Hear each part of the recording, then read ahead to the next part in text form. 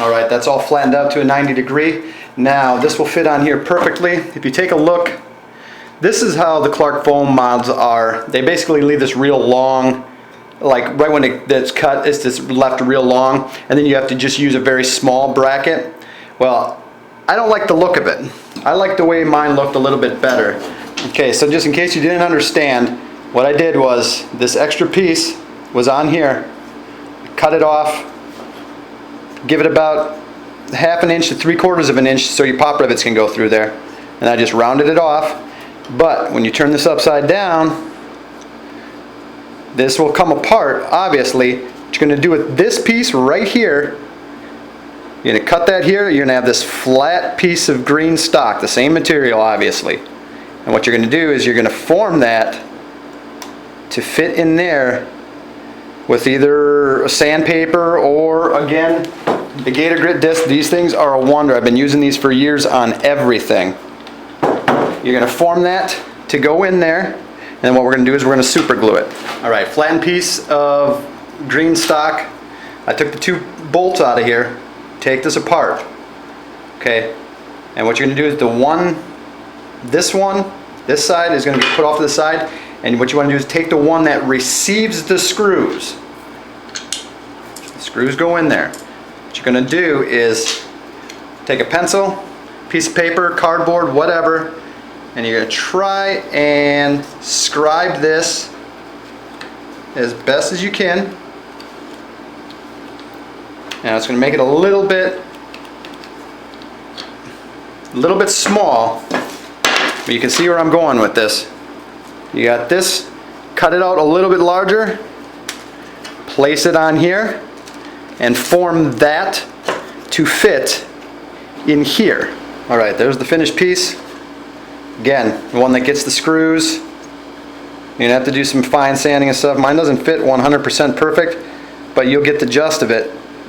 What we're going to do now is just actually take some sandpaper, and we're going to scuff this up really, really good all within this area.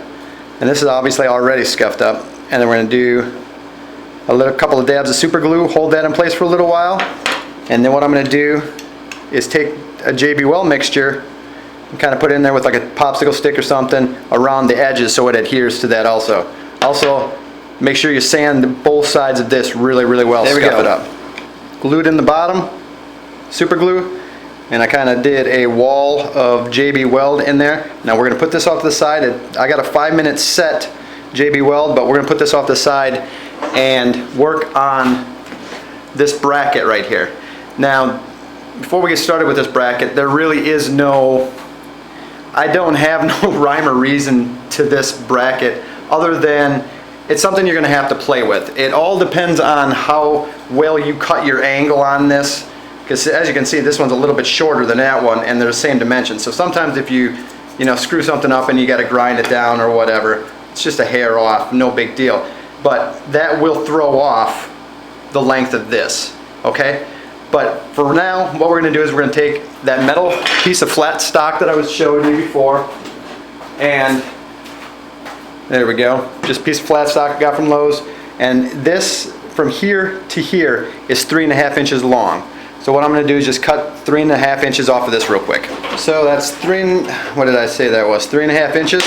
3.5 inches. Now a little trick that you're going to want to do after you cut the 3.5 inches, go 5/8 from each side, 5/8, and make a score about halfway through with either a hacksaw or one of these, just a die grinder. Okay, you can see it's on one side, and now you're going to flip it over and do it to the other side. And what you'll be able to do is, to make it bend and look somewhat professional, you can take 2 vice grips and you'll be able to bend this one up and this one down to get if I can show you this, to get the desired bends in each one. Okay? But next what we're going to do is, get back in focus here, we're going to take one of these sides, doesn't matter which side because they're both exactly the same, we're going to mark perfectly in the middle, and we're going to gouge out a little bit. I don't know if you can see this in here, But when we cut this off, there's a little flange in there, and you'll understand it. Here we go, this is a better way to show you. See that little flange in there? We gotta make a slot to go in this to fit in there. So that's what it should look like when it's done. It'll fit in there just like that. And all you gotta do is just drill 2 holes right here, and pop rivet, a couple of pop rivets through there. Actually, before you do that though, you're gonna want to fix this to the body first. And then you're gonna wanna bend this a little bit and bend this one, and you're gonna wanna play with it and take it in and out until you got it right. Don't pop rivet one in thinking that you're gonna be able to bend this, because what you're gonna do is you're gonna break this plastic, because that's what I did on this one first. That's actually a screw up, because I did want it longer at one time, but then after I did this, I thought that looked a lot tougher than the Clark Foam's version of it. So I like it like that better. And plus, I needed that plastic piece to utilize on the bottom side of that. All right. So what we're going to do is we're going to put this off to the side right now, and we're going to fix this to the bottom of the planer itself. So now what we'll do is take the bottom of the planer, or the body of the planer I should say, put 2 pieces of tape on here. If you got some 2-inch tape, kind of put it on the back side of it. Now you're going to have a hole in here, which you really need to be aware of where that hole is when you're doing this. Take the handle, put it together. You don't have to put the screws in it, don't worry about it, just make sure it's tight. And then what you're going to do is you're going to put this in a position that's almost dead center with, you know, wherever your hand is comfortable. But what you need to do is, there's lines on this planer. I don't know if you can really see it, but there you go. See these lines in the planer? You're going to want to line this up, eyeball it up with this. Make sure it's lined in, get a good feeling for it.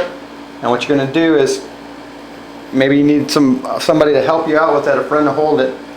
You're going to trace around this. So now what you're going to do is take it apart. Now you got your reference points. Put it back in there where it lines up. And remember, it only goes halfway. So what we're doing is we're marking around this now.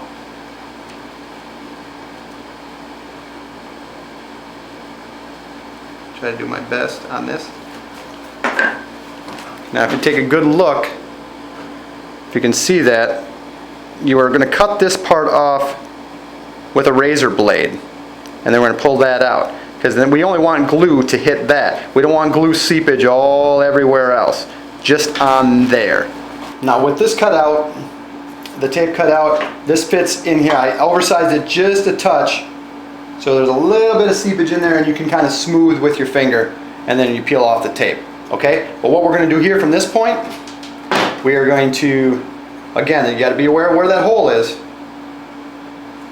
I'm just going to take a small drill bit, and we're going to drill a hole into anywhere in one of these sides, maybe even both if you wish.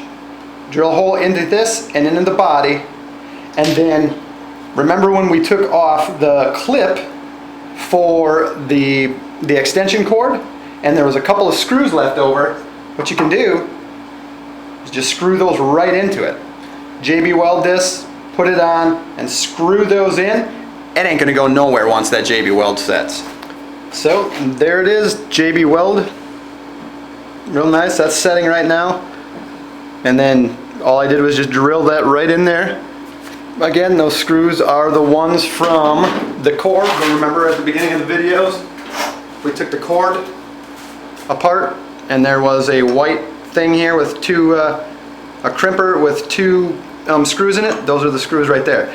By the way, I did say throw this out, but before you do, you will need this rubber boot.